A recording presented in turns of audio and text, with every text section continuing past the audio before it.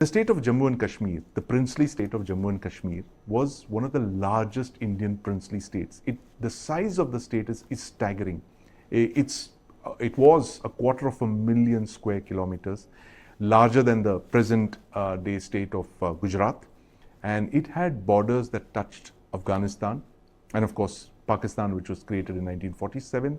It touched parts of China, and the Soviet Union was a few dozen kilometers away from Jammu and Kashmir. This is a huge state. It was part of the Sikh Empire.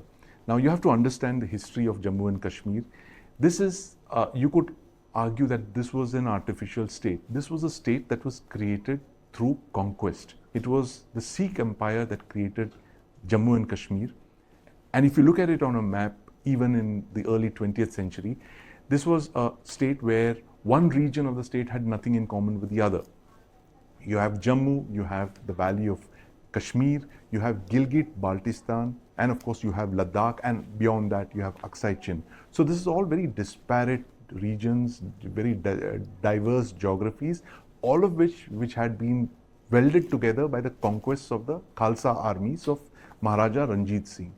So when the Sikh Empire was finally defeated by the British in the mid-1840s, they sold Kashmir for a sum of about 15 lakh rupees to the Dogra generals of Maharaja Ranjit Singh.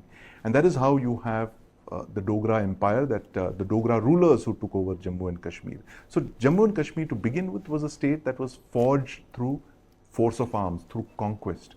And this has been sadly the legacy of that state ever since. And possibly the Prime Minister should have understood that in 1947, that there was a reason that the state existed in the form that it did.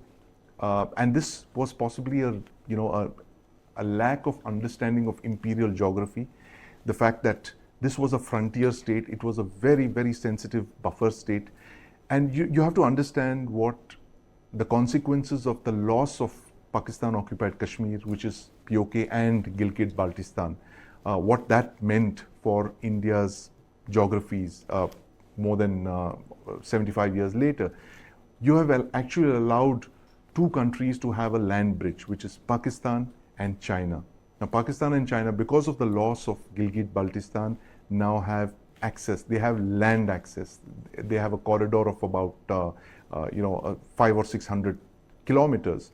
And that translated into the further loss of territory when in 1963, Pakistan gifted parts of the Trans-Karakoram tracts, we call the Shaksgam Valley, to China.